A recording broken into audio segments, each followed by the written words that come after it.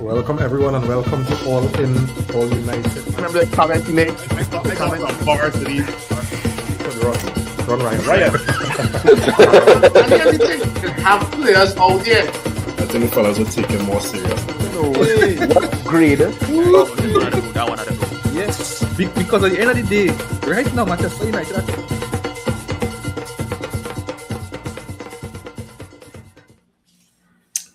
Welcome everyone and welcome to All In, All United. Chef, me and you on the inside for the bits. How the season treating you so far, boy? Here now.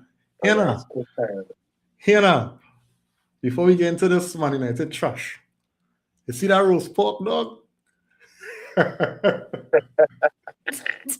It was good like that. I'm telling you, all you had to hit Chef up, you know.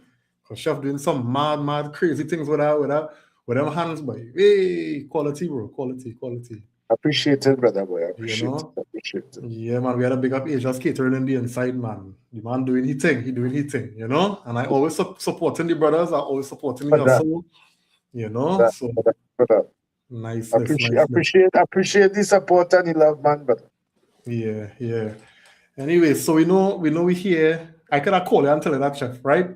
But we're here for a different reason now, but you know? This Man United, boy. I mean, we went up against this Wolves team today by Chef, but oh God, boy. And we talk, and I think we were saying this supposed to be a walk in the park. But we know what's going to happen. Yeah, this Man United team, they will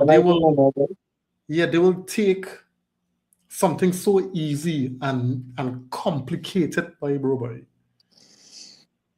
That Wolves, yeah, you know, right? Wolves end their 12-game losing streak at Old Trafford today. Yep. Wolves are on a 12-game losing streak. Wolves had 2 points on the table, and we get them a 3rd point today at Old Trafford. Yep. And men want me to sit down here and say, trust the process, but at what point am I supposed to say, nah, something wrong with this process? But I really tried to have patience, you know, but I just don't know, boy. I don't know. The demanders do so much questionable shit, though, that is making you wonder, boy. And that is simple things, you know. I wasn't able to make the last spot, but then the man play Martinez 1/2. Something Manchester United supporters been begging, put Martinez in the midfield.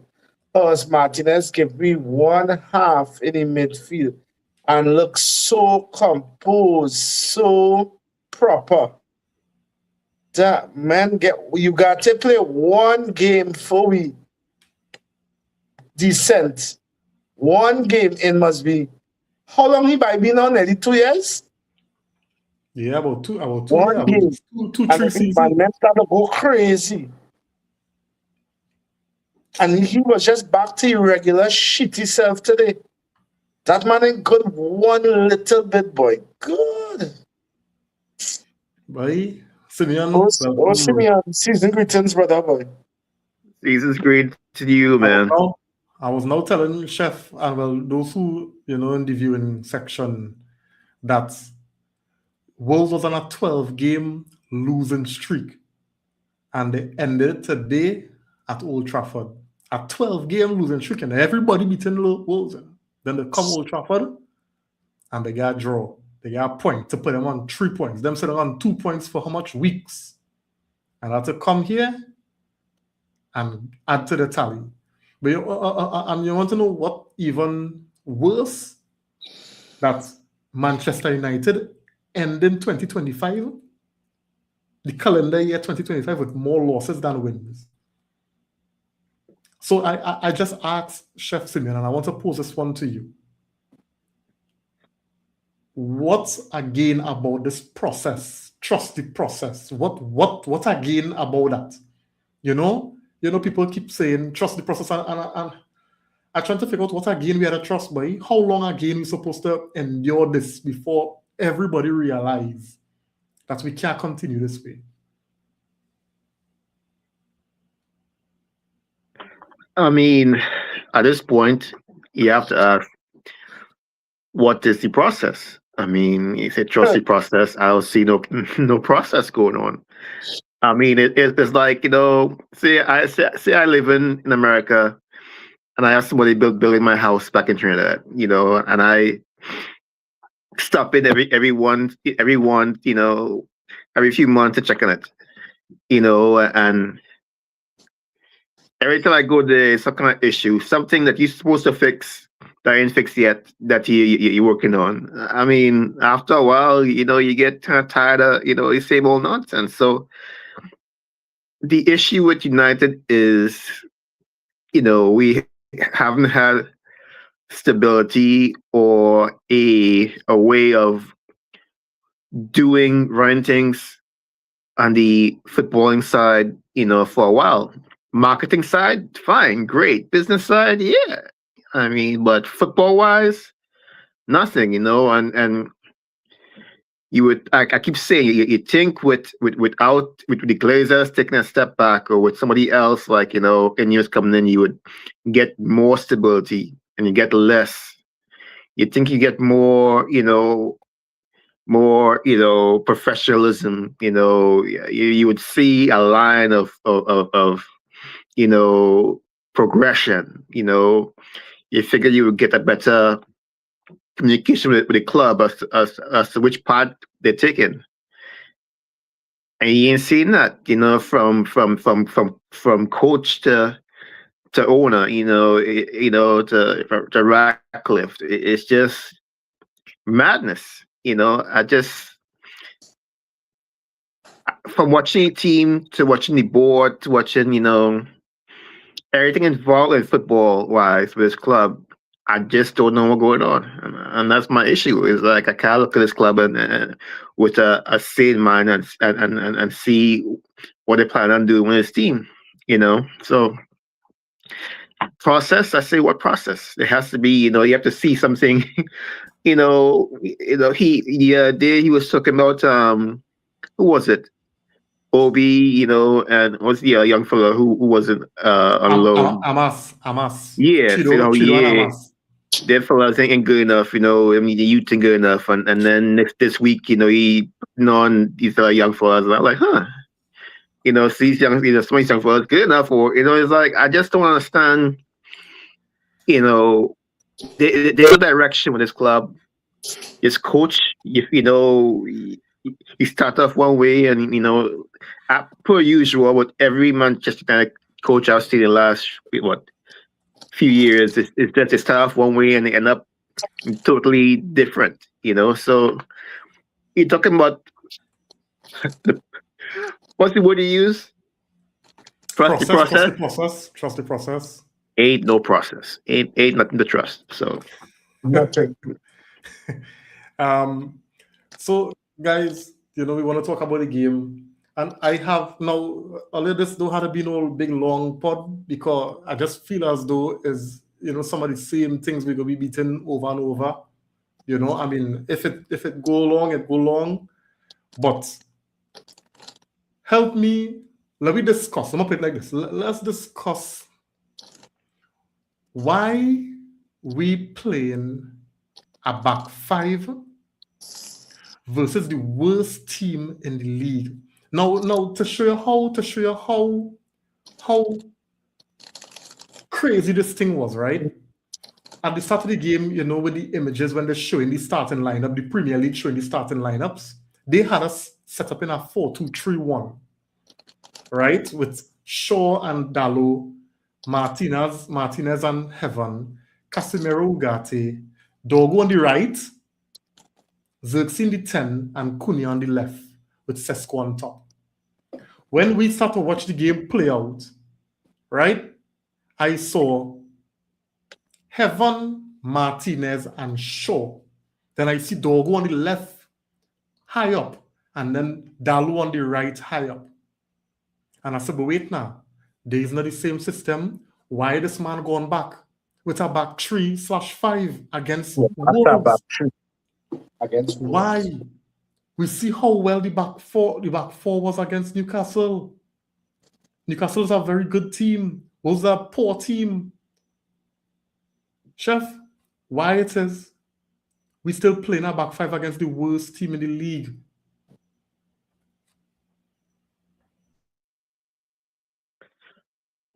Let me get before Chef Cup jump in. Let me say this: if after seeing see another system work the last game and seeing another system have success, I go see Wolves and say, you know what? If I come back with my system and we get a result, I can go back and say, well, hey, my system still have some, something to it. So I mean, that is the only reason I could think. Because that it makes no sense. That's the only reason I could think of. Only reason. I reach a stage now, I feel he trolling me, Like serious, I feel he trolling me. He say, all right.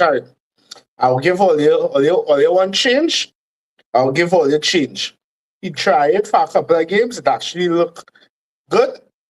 And he said, all right, all are going back to my vibes. Then, because that's the only thing I could come up with, Like, seriously, what else is there? It's like this man want to get fired, those. That's all I could come up with. Is like he want to get. Because Wolves be playing, Wolves score last game, and before that, it's nearly half the season Wolves didn't score, And them come to Old Trafford and score. And listen to me, if there wasn't so much shit, they could have scored plenty more. Yep, that's correct. That's very correct. And I was trying to pull up the comments, but he was saying because Wolves were playing with a back 3, he wanted to change to a back 3. Right? And you see, for me, it's all about playing to the strengths of your players. If you play to the strengths of your players and you know that your players are superior to the opposition, then them could set up with 9 men in the back. Once you have a proper game plan and you play to your strengths, you will win the game. You'll create chances, you'll dominate, and you'll win the game most times than not, right? So you continuously adapting or using the excuse to adapt just to play your system, right? The system that you want, because you seem to always be reverting to that, right? And I know Chef wasn't here, but even against Newcastle, you start off with the 4 at the back.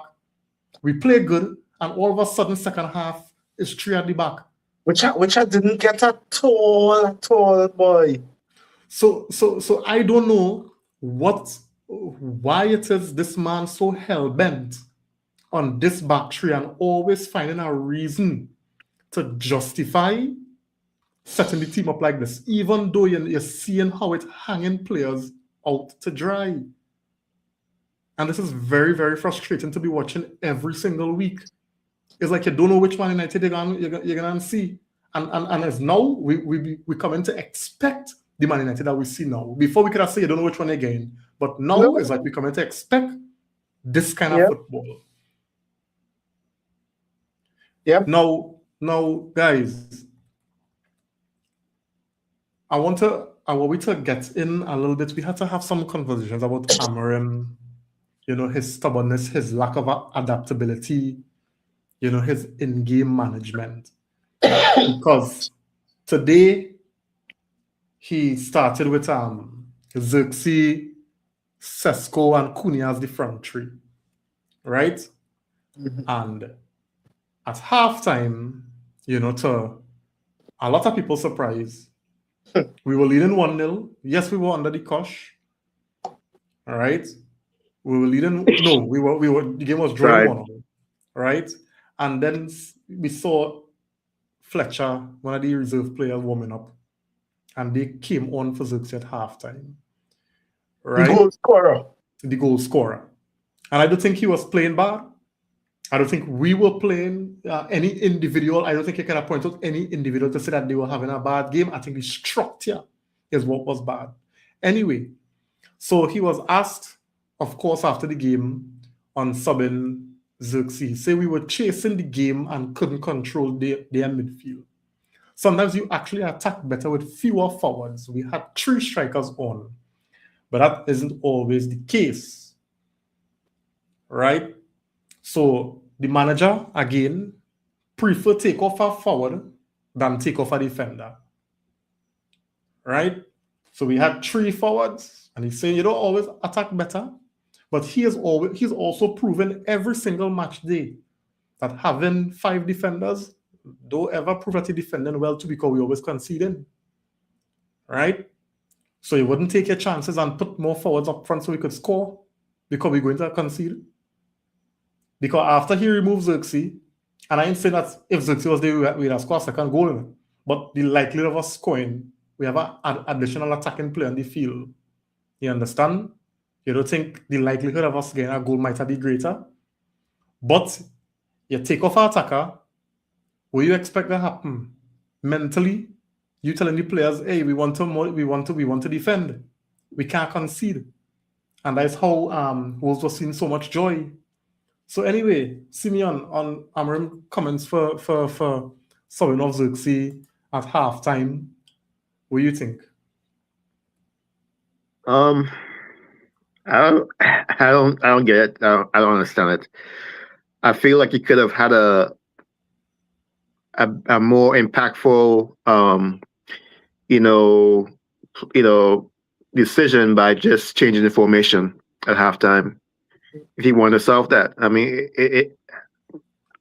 I didn't take no coaching lessons or anything, but I think you have enough versatile players on the team.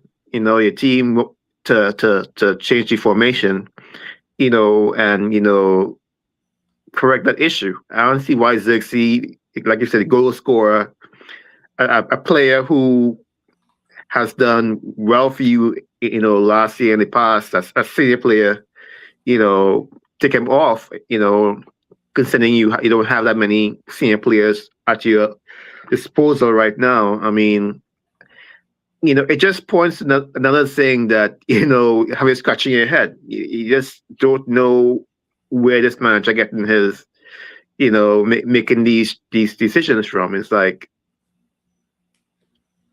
you say your formation isn't, you could flex it, but you rather spend one sub, take off one senior player that you don't have, because once you take one off, it's hard, you don't have that many on the bench.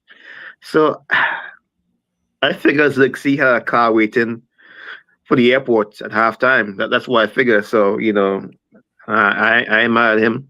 I think after that sub, he might as well, it's right to say, hey, just let me go. I mean, if you all know, if I go score a goal, in Miller, I mean, change the formation. You have enough. Who was playing? You had all them defenders who could, go into midfield or, have a different kind of midfield. It's just, I just don't understand why you got to pull off Xerxes. Who was the attacking players? It was Cunha, Sesko, and Xerxes. Yeah, and it's like you could have flexed that lineup. Yeah, Chef.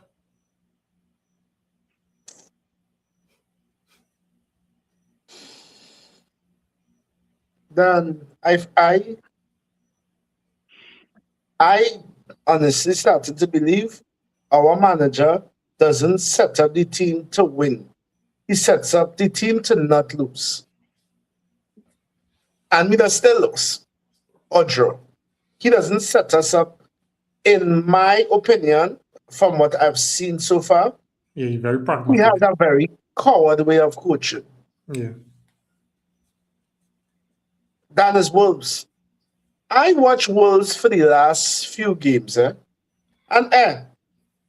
all you have to do is keep on plugging away at Wolves, Wolves just shoot themselves in the foot, Wolves just help oppositions to beat them, you know. The actually that shitty, you know. You All see you have to do, the header that Sa had to pull off the line. Once you pressure listen, and you apply the pressure, that is Wolves. It had some passes to the Wolves, my back, some missed pass, and I just like all Manchester had to do is keep on plugging away at Wolves.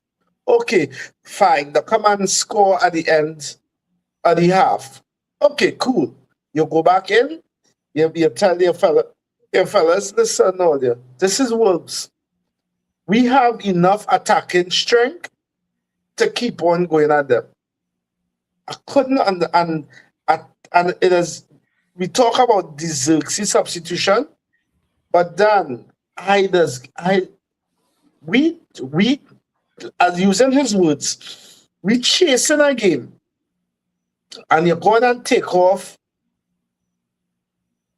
our arguably our most informed defender right now. You're going and take him off because in your eyes, you must substitute defense. You have to make a substitute. You're going to take off Aiden Heaven. And for my, you know, I think he problem with Heaven. Heaven actually is a brave player. Heaven actually willing to look up and say, oh God, oh, he ain't doing nothing. Let me try something. He still have that about him. Manchester have a way to just kill the spirit of players. That youth spirit and get killed as yet. And you take off him. Why your first substitutions, we going after a game, is to take off Heaven for Euro and oh gosh, what was the other substitution? I think it was Tata for Ugarte or something. So some shit. So mind you, Ugarte, as usual, was done. Only what some of Ugarte passing today. So that man is real shit and truth, you know. Jesus Christ. I watch this man. If it's anybody, can I get pulled at halftime, was Ugarte. And I don't know what it will take for Amarin to get in the back of his head. Casemiro and Ugarte is not a good partnership. They do not work well together. I think in a midfield two, it may not be the best, but if you use the players, Chef, for my saying is if you use the players to their strengths and you put in a midfield 3 or a 4-2-3-1, I think Ugarte and Casemiro could be complementary. But when you have them in a midfield 2 and you're requiring one to press, and that one is not Bruno. Dan, why it is I'm watching us play, and I see them two things. Why it is we can't move the ball through the midfield, and I'm talking about the center of the park. Why we can't move the ball fast through the center because it's Wolves we playing. Just knock all your ball. We will get there. Why? That's one. And secondly, why it is when we get the ball, it must go to the wing. Because that is what we go. Going to the wing, they had to stop, especially stinking Luke Shaw. It had to stop. He had to look up. Maybe probably gonna back pass. Then it might come forward to a centre back. It will go back to the wing. He will look up, and he will take too long to pass the ball. He will get closed down, and at the last second of getting closed down, then he will try to swing it on the wing. Most times, Dog or whoever is going to get closed down because they don't have enough room to get the ball. You're not getting the ball in space. Meanwhile, the whole center of the field, that ball, or you just done. I don't have coaching badges, but I don't know, boy. Man, watching Manchester play is real kind of because I don't get it. It's hard. It's funny because like you saw like in last game with the other formation, how it's like with that four, you know, that it's like the fellas know how to move the ball in other formations. They know where to be, how to move, how to create space. and you put him in his system, it feels like people just forget how to play football. Yeah. You know, It's like you forget to play football. So let me just get some comments here real quick, guys. So, Mylon on the inside, thanks for joining. All right, good night to you. Good night, brother. Good night. Good night. Yeah. Season greetings. Phil on the inside as well. Good night, bro. Oh, Phil. Dogo on the right versus Newcastle equals great performance and being called Ballon d'Or Gu. Is the man and is this man put Dogo on the left and the man play? Yeah, and there's a next But you thing know, too. I will say before not to cut you in, but I will say Dogu wasn't bad at all today. You know, I agree with Philip that he the man looked like a boss on the right, but me in line to tell you, Dogu confidence on 10 right now. You know, you're seeing the improvement in the fella. You know, but I get what Phil was saying. to that point, if one game give you that kind of confidence, why Yes, you put him boy. back? If at halftime, if you're gonna make it one change at halftime, you can put Dogu. I mean, it's these little things that look at Yes. Amorim and you say, "What you doing? Why? You know, Kareem used to say, "Why is man always thinking with stuff?" And I used to say, calm down. He's just trying to figure out the team." We a year in now, and the man's still messing with stuff that. Here, I could go back so much. I could go back to the Everton game last season when he played who it was by Ahmad Rashford and Xerxes in front three and them brutalized Everton. We win that game 4-0. He never played that front three again. I could go again, guys, with when he played Kobe in the 10 in that Europa League game, and Kobe was a master class. And he never played Kobe in the 10 again. You understand? We play a back four. It worked, and the manager reverted back three. Something wrong with Amorim. He's the only manager I see earlier that, you know how they say, if it ain't broken, don't fix it. Or if it's working, don't change it. He's the only manager I see. Thing could be working good. And that man will still try to tinker with it. Yeah, he have his ideals, and that's what he on. You know? I mean, I had to, you know, kind of disagree with you a little bit, Chef. When I see Dog on the left, let me tell you why I agree a bit with you. You see that goal he scored? That gave him some confidence, right? So you see he playing with a little more swagger, but I'm still not seeing the quality of end product. You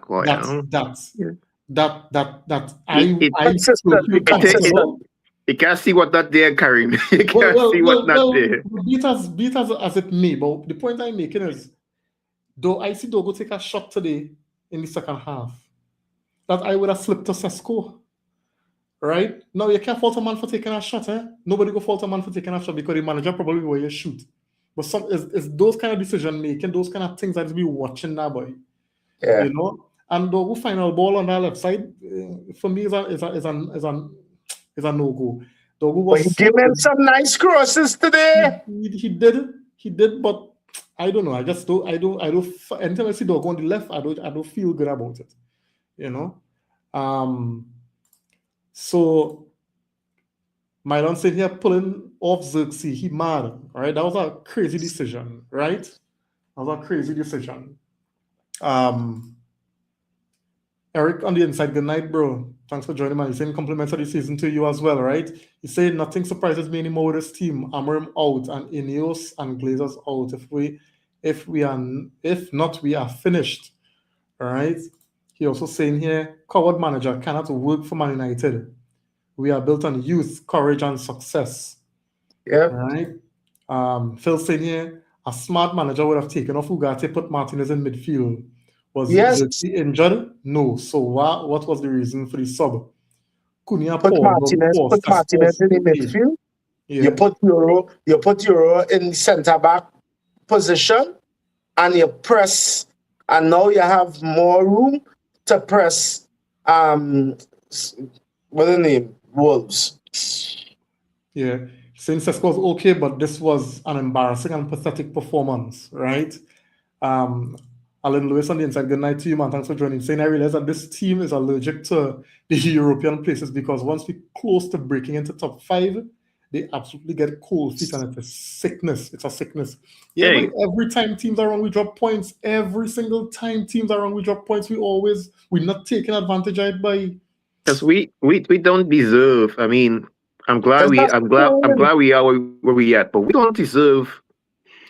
I mean, I'm glad we're in top 10. I predicted we'd be in top 10, but the way we playing, we ain't much better. Our form ain't not much better than we were, last year. I mean, it's better. We have better players, obviously, and that helps, but we just lucky teams around us ain't really, on the gas. I look at teams like, Chelsea, who else? Who else around us? I mean, I'm surprised, surprised Newcastle ain't kick on, but like, I think we're lucky teams around us ain't really, Liverpool. consistent. Yeah, Liverpool. I mean, they're right there. Yeah. I'm surprised, but I still think we're gonna be, top, 7, 8, but it ain't gonna be because of this coach. It has to be either in Mbumo or somebody in the team. I'm starting to play and score goals. I tell Kareem I'm worried about Sesko. I'm still worried about Sesko. The man was brought here. I know he's look at his age, and we say he's a young player, but I've been hearing about Sesko for almost 4 years, 3 years now. Hearing about Sesko, and it's like, with Rasmus for just 1 year, 6 months, and Rasmus was here. With Sesko, he's been a international for a little while now, and the chances he get. The chances he get. He need. I mean, you ain't gotta score all of them. But dog, You ain't at gotta least score all one. of them. At least one. Give me one. Give me one every 3 games. Give me 1 goal. Of them 6 chances, give me 1.5. No, and it's not. It's the kind of goals he should score. Like it's the. You and the goalkeeper, all you gotta do is put the ball, head the ball down, and it's them kind of goal that really, you just wonder about him because, like it or not, like Rasmus, is the main striker. He's in Miami bought for Manchester United to score goals. And it's like, I understand we ain't got no Beckham, Ronaldo on the wing. Even more so, when you get a pass, like the ones you get today, or the chances you get, you need to score them. I don't know. I think I'm not worried about Sesko, right? I'm not worried about him. But let me tell you what's and there's a point we had made on the pod last game for the Newcastle game. We bring in these young strikers, right, into a team that don't play for the number 9, right? So a lot of the times, what the number 9 in a Manchester United team had to do, because let me be real, Cunha not passing to nobody, right? Cunha ain't passing to nobody, and we go talk about Cunha just now, right? So you gotta keep making room for him, making runs off the ball. But anytime you see Cunha pick up that ball, Cunha only see a goal. Cunha have 19 men around him, and you free in front, and he will still shoot, right? So the point I'm making is the striker is always for the most part isolated, right? And he have a set of defenders around him. So he ain't getting plenty opportunities to touch the ball. And it's almost a young striker who learning with the pressure and the weight of a Manchester United jersey, right? So my thing, and I agree, I think it's JP had made the point last part.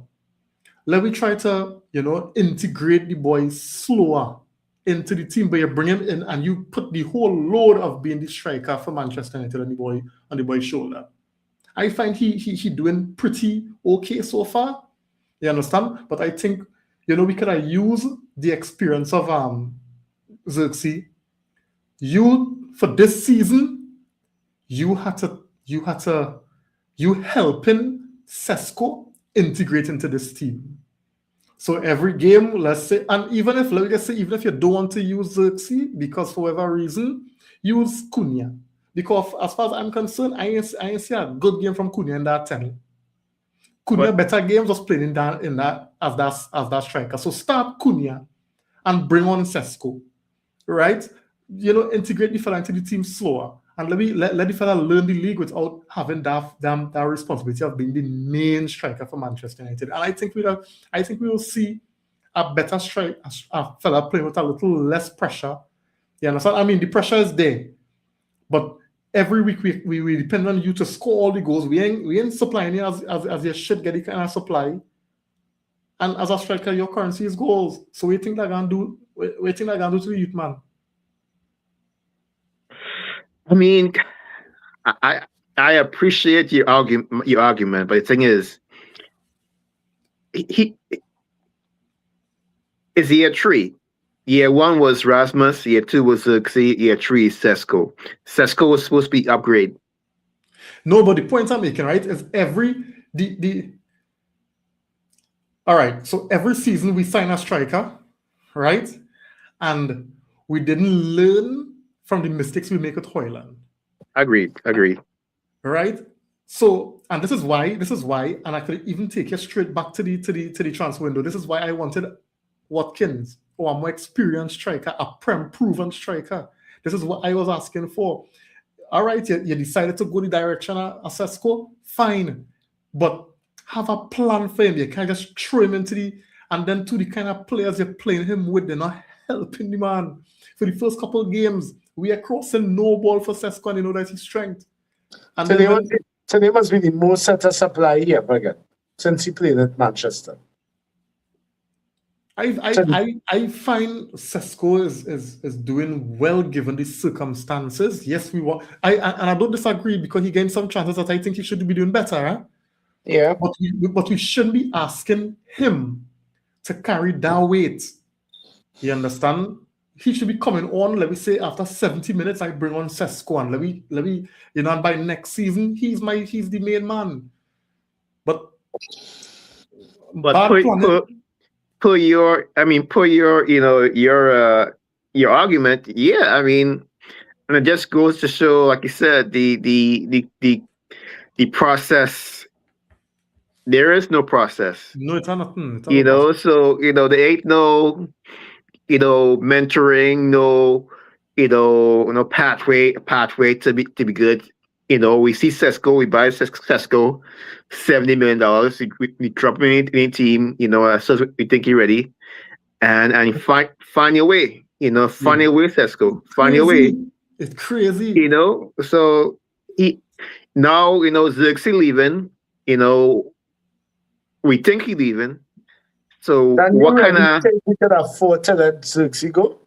Listen, for that man own, I want he go, boy. I want he go. No, I hear you, but what I'm saying, do you really think that team could afford to lose another attacking body? Here I see, right? When Boumou and Ahmad come back, them are gonna need Xerxes, right? In as much as he could be utilized, and then Monk there as well. In as much as he could be utilized better by the manager, it's not gonna happen. Where the man go, right? Let me just get some comments real quick, guys. Phil saying here is how I predict we're gonna get beat by Liverpool and Newcastle, and we beat them. I predict we're gonna give licks to Wolves and Everton. Out of our last 4 home games, we only pick out 3 points out of 12. This is crazy, Ollie. Crazy. Look at the type of teams. Watch the teams. Yeah, the bottom teams and all here. And we can't beat West Ham, we couldn't beat Everton, we couldn't beat Wolves, we couldn't beat. And watch me, Everton was playing with 10 minutes. Right? I watch Arsenal put a Good Friday bubbly beating on Villa today, and ain't even come out a second gear, Yeah. They ain't come out of second gear though. Yeah, Arsenal just deal with Villa thought they had a title contention, but now Arsenal tell them pat But down. Easy telling does you it. though, Arsenal say, oh, all in third place? Okay, cool. Licks. Yeah. Licks. And we went there and get our skin cut. Alright. Phil saying here tell Reem about Sesko, alright. Alright. Reem tell me have faith in Benjamin. I say, alright, last time I checked, faith was biggie. Oh gosh. So you're not gonna lie, Cunha starting to slightly, like Cunha pissing me off. Starting to? Heavy, super heavy pepper boy. That man doing too much boy. With the selfish plays the last 2-3 games. Man remind me of when Will and Fresh Prince joined the basketball team. Selfish, bad. But Will was spotting boy. Will was getting buckets. Sesko ain't doing nothing. The thing, Cunha, but then Cunha had to realize, boss, you was a big fish in a small pool house. You played with a shit team, you had to put everything on your back and tote it team. Power to you, you did a really, really good job. But brother, you don't need to do everything. You don't need to score every goal. Dan, what the art of men attackers being able to make a nice pass to let the game open up to you. Men like the door, like that kind of football again, boy. Everything is as selfish. My name had to be on the scorers list now. So your name, assist, can't go under your name, or People want that recognition of scoring the goal because see that all the accolades, that's what everybody, watching. If you know your score, that what the manager wants you and getting dropped. That is all the praise going. You understand? But the man had one set of assists and thing last season though. So Wappington, we know, boy. That man will see forward. And listen, I swear, if the whole league know that the bugger greedy, they just crowd around him, and he's still him past that ball, He was still trying to shoot through a crowd. Easy, nah? Alan saying here is Kobe Mino injured because this is a golden opportunity to work in that midfield. He is injured. In the next 2 seasons, Bruno will definitely be moved on. Does Amram have a system to play around Mino? No, he does not. Right? He does not. And all of a sudden now, Amram in hot water, him talking about Mino, but for months on end, Mino can't get a start. Watch now. James on the inside, good night, man. Thanks for joining. Saying I find strikers need to watch Ronaldo's off the ball attacking movements in and around the box and learn from him. I'll tell you something about this. He said, I'm yet to see a striker do what Ronaldo does when in strike. And that is what we need right now, that type of movement. I'm going to tell you something about this, boy. When Ronaldo on the field, you had to get that ball, right? So whether Ronaldo move left, Ronaldo move right, Ronaldo move in a crowd, men trying the best to find Ronaldo. You understand? Because men are what kind of criticism after that. So it's a difference when there's Ronaldo making movement, bro, and it's a difference when there's a next player. Right? Because I promise you, Cunha not gonna be so selfish if he was playing Ronaldo. He was gonna find Ronaldo. Yeah, I mean, Go ahead. That's the one time. That's the one time I remember this was going back for how about 5 years when Ronaldo played. That ball was getting crossed in T-box for sure. If it was Bruno on one side, Dallo on the next side, everybody. I was gonna say Shaw, but Shaw was probably injured. Yeah, I mean, between them two, between them Portuguese, you don't have ball flinging back, coming through in the box, and Ronaldo movement is good, always good. But like Karim said, if you know that ball gonna be coming in for you, you can make the movements. And one thing you hear about the strikers that come and play with us, and they go to our teams, they say that changed the way they attack the ball because. They say that at United, a lot of times you have to come back to get the ball, touch the ball. and other teams, they'll find you. They say, the midfielders that they'll find you. They'll put it on your feet or put it in your head. Like for strikers here, they have to change the way they play the game. Otherwise, they won't get the ball as much. I mean, you would hope a coach have like a type of I mean, you can't really coach you can't really script every single play, but you like to have an idea of where if I make this move, the ball will be coming in. And for years with this team, whether it be Amorim or Ten Hag, unless you have a top striker, which we haven't really had in a long time, that could demand the ball, you don't see that.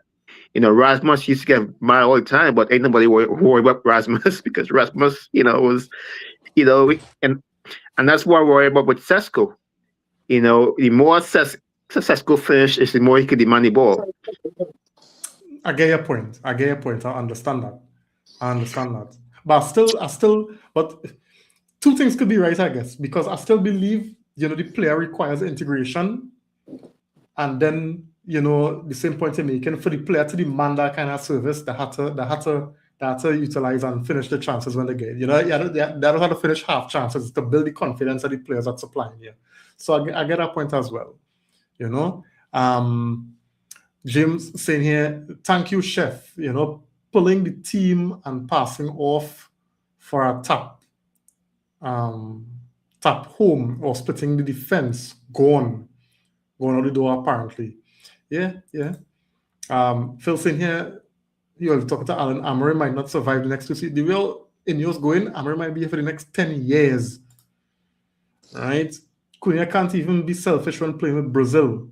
Well, there's it. But you see, and there's a thing too where I don't know if Amorim, allowing this, enabling this kind of selfish football, because he do it against Newcastle, he come and do it again today. He could do it again against Leeds.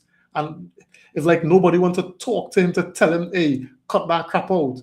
It's something I remember even with Bruno Fernandes, when Bruno used to be doing all them Hollywood passes. Hey, cut that out and play the football simple now, man. You understand? So so for me, managers have to be willing. The football will come to you, Exactly. And Bruno still has been scoring goals.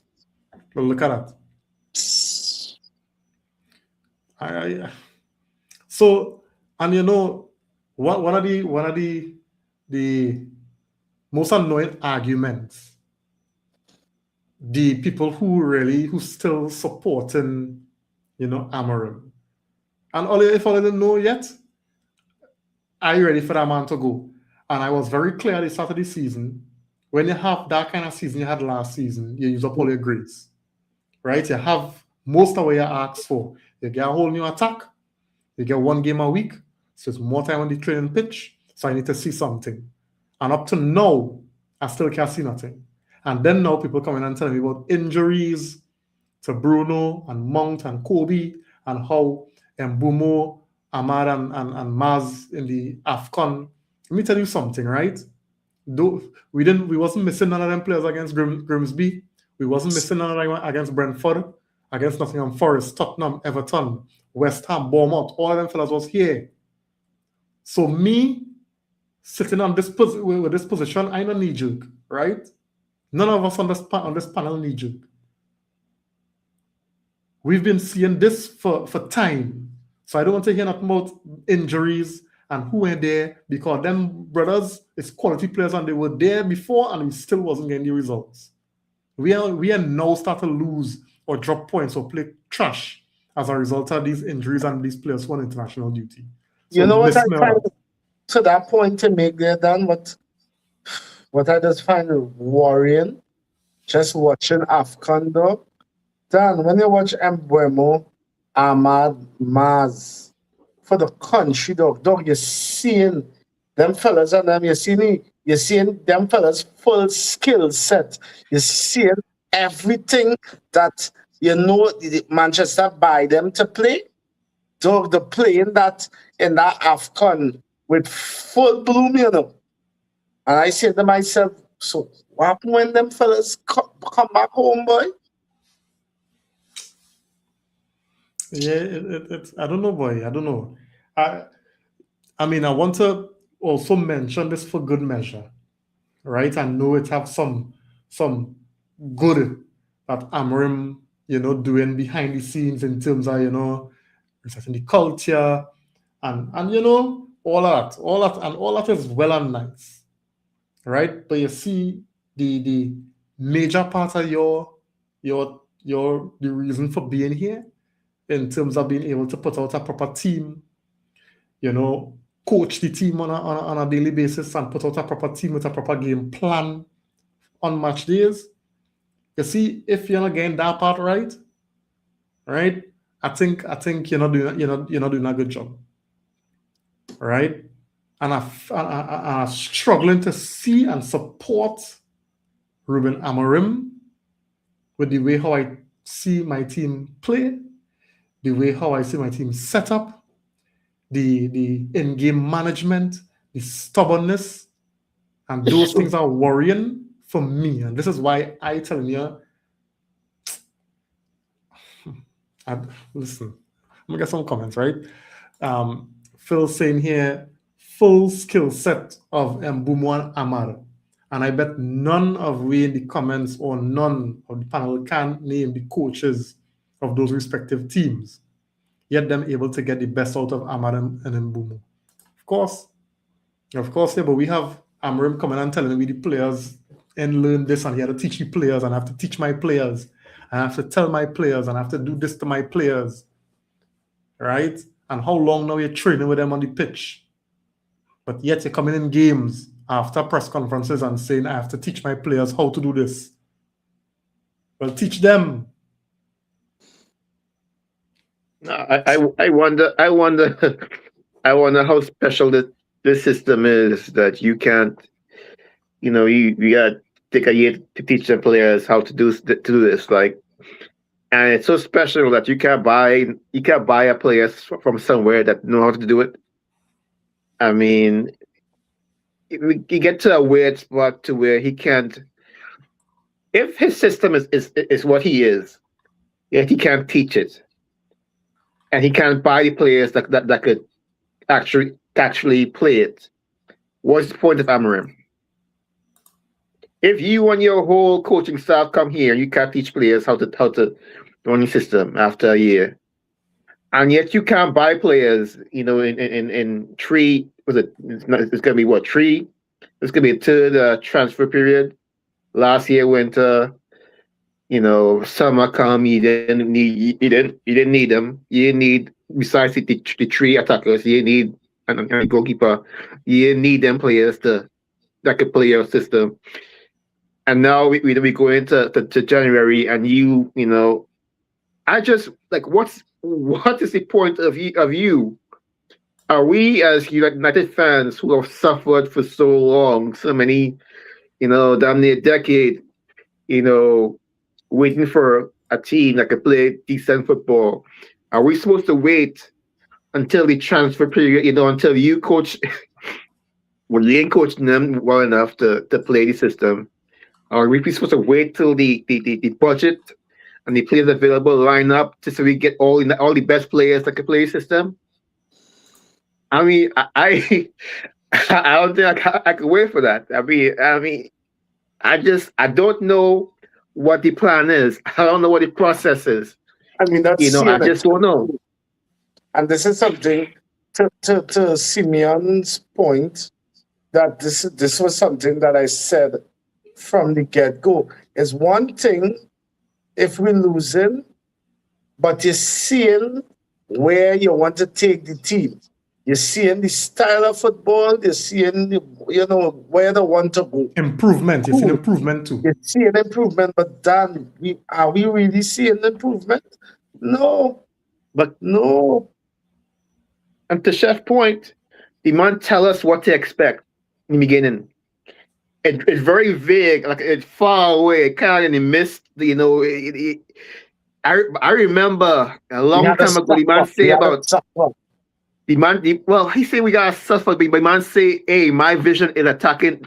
He talk about ball movement, ball retention, but It's like we're Amram, suffering, but we ain't. I think we're going backwards. yeah. I don't I see any think progression. I don't think people have a issue with, suffering, you know, but when you're getting a certain amount of financial resources pumped into the team, let me be real. Yes, the players may not suit your system. All right, so it's like this. We had this conversation last spot, and we were talking about how Amrim, come to the realization, like he get the epiphany that, it could take him some time, so he had to adapt to the players. Right? I don't know why it take him so long, but he get it. Then utilize your players. You have quality players. So we're supposed to be seeing an evolution in how the players adapting, how you adapting to your players and how your players adapting to you. But it's the same thing we keep seeing game after game. There's no progress. There's no improvement. We're still getting one half good, one half shit. I don't get it. And you want the fan base to trust the process. And so how long we go suffer for? Jesus, actually on the inside, thanks for joining, man. He's saying, I've been listening to the past few games rather than watching. GGMU, I am hoping Scamarim gets it right soon. Right? I'm not convinced at the moment he's the right guy, although I'm hearing behind the scenes things fixing, but the results are too far and few and far between, right? It's too easy to trip us up. Too many games as Bamsi Winson for 90 minutes. Right? Yeah. Phil saying here, I don't know about you guys, but I have not celebrated a goal from United in about 2 to 3 months. I could be on my couch chilling and a United player score, and I just don't celebrate or jump up. I just spend more time shouting at the TV because of stupid decisions being made. Facts. And it's like we live in here in a Man United controlled VAR because we want to celebrate the goal, but we don't know what's gonna happen for we to have to be. That's the whole thing. We actually know what's going to happen. We're gonna concede. Yeah. I just want to read a last comment here before we talk about we look at leads and wrap it, right? So, Amrim was asked about, the state of the team and how he feels, right? So Amrim on how confident he is that the small things costing him are going to change in a positive way, right? So he said, I am really confident, right? He said, we just need to recover all the players, and I'm really confident. I don't know what is going to happen until the end of the season, right?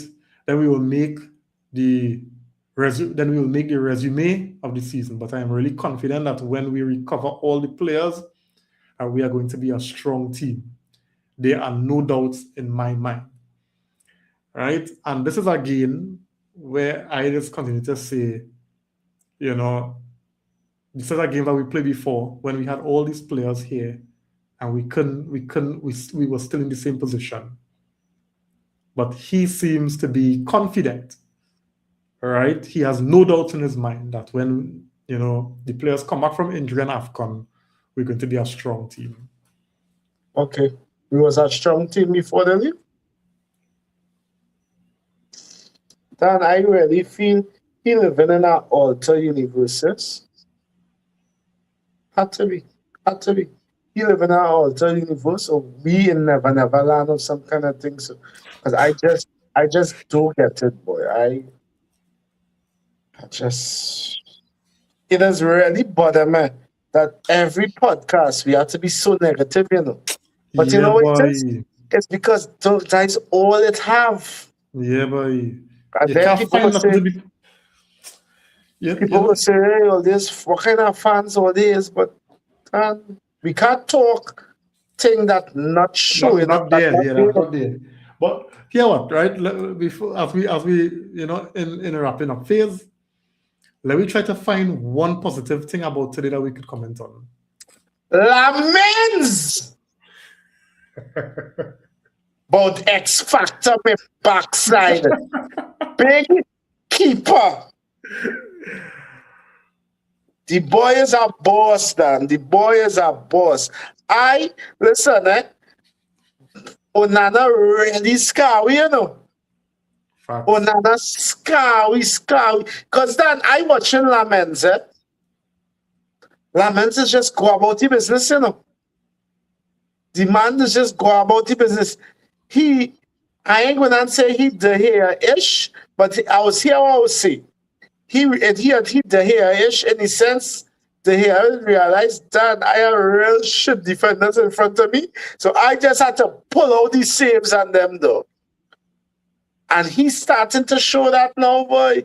Because oh God, them defenders and them could leave the man to see at times. So that my positive. Simeon? Yeah, I mean, Lamens, I did have to, you look at him and, with all the issues going on in the team, you're just glad that, he's back there, as he wasn't even a top goalkeeper, but the saves he's making now, I think it's something else for when a player gets here and they play good and then they drift off. It's a good sign to see a player come here and they realize that they needed that they have to make they have to make them saves, otherwise we're gonna lose. So he's seeing that realization hit him, and he is stepping up to to what we need. So I'm glad because we're gonna need him. We ain't scoring as much goals, So we need to value. I mean, and you say it's good to see a goalkeeper just do his job and just go about the business. Onana used to do all his shit and go about the business like that nothing happened. He just pick the ball out in that out like nothing happened. We home backs. So yeah, I mean, but I see where he's at. Lamens, you can see mentally Lamens pretty sound. He seemed like a pretty calm, and you don't get too excited. So that is a good sign. A good sign. Yeah. I think it had to be unanimous. Because the comment section and all, Jesus saying here, Chef the positive was Lamens, gave us a point, right? Yeah, he gave us the point today, right? Phil saying here, sensational Lamens Yamal, right? Does keep us from losing 5-4 to Bournemouth and 2-1 to Wolves today. Can I be 3-1 too? Very true. Yeah, but Lamens, he came out massive. He was indeed the positive. I would like to also make a special mention to some of the young players that gain the chance, but I don't know. I just feel like it is more of a token appearance as opposed to really, genuinely giving the players, I don't know. I just do. It's just not seeming genuine from the manager, with the players. Let me ask you this: any of those players, when they come on, show you something that you didn't expect? No. And that is my thing. Is like, like I feel like other players, like players who we talk about, we back talk the players who went on loan and said it wasn't ready. But yet these other players you want to take off senior players for. I don't know. It's have this fella Shea Lacey who everybody talking about him and he didn't get looking today. It had this one called Jim Tweets. He and all a lot of people raving about him. But Amorim, the real Amorim, just play. These kind of players will not fit the team. Is that one for coming back? The one midfielder. We called him from loan. Collier. The callback, Collier. I don't know. I haven't heard anything on that yet. I've been hearing that. I've been hearing they recall him. Okay, because he hasn't been getting much playing time. Okay. Yeah, but he has. I mean, he ain't flashy, but he's steady. Yeah. He's one of the players them could keep and send out others on loan. I mean, if you got to go play like that, I mean, might as well. Yeah. Jesus saying here another positive is the youth get a blind. Yeah, right. Fellas, Leeds up next. I think when we play Leeds earlier, which I can see when we play Leeds. Next weekend. Playing Leeds Sunday. Half This past 8 Sunday? anymore. Yeah, half past 8 anymore. Then we're playing Leeds, and Leeds are running team. Leeds running. So I Leeds want to see how. form. Yeah, and we play them away at Ellen Road. We have a little kind of rivalry with Leeds. So We have a rivalry with Leeds. Yeah. Yep. So let me see how that one gonna. But the thing about it is, the games that we supposed to struggle and lose, we just tend to get the result. I'm not gonna say we just play good. We just tend to get the result. Look at that Newcastle game. Even though that second half was trash, we get a result. Liverpool, we get a result. But anytime we had to beat a team, it's pressure, right? So we have them coming up. I think Kobe's supposed to be back. Mount should be back. Bruno should be there and thereabouts from what I understand. Maguire should be back. So let me see. Let me see how that goes. Right? I'm not going to ask you how I feel about that game because we just don't know. All right? We just don't know. Yeah, because we could turn out and have a real master performance against Leeds. And then we get on a high, and then after that, trash against Burnley. It is what it is. 7 a.m. Well, that is Toronto time, right? It's 8:30. So that's 8 o'clock our time. Yeah, 8:30 our time. That is early. Right? I could be in church. Right? Alan saying here, early game again. Manchester doesn't need their morning coffee. Telling you. Hey. Anyway, guys, I think that bringing us to the end of the pod. This is our last pod for 2025. Hey. Unfortunate that it had to be under this order. That's the way. That's the way it's been this year. It is what it is. That's how it goes. So we could only hope for better in 2026. We can only hope. I mean, fellas, enjoy the new year. Enjoy bringing in the new year. With your friends and your family, and be safe, be responsible. All right, guys. Because we want to make sure that everybody in good spirits. Come next year, because I don't know if the therapy sessions might continue. I'm hoping that we have some good pods, where we could talk about good results and good performances. But boy, oh boy, we don't know. So, Chef, Simeon, guys in the comment section, thanks again for the likes, the shares, everything. Happy New Year from All in All United, and we'll see you all in 2026. Have a good night. Next year. Blessings, everybody. Blessings.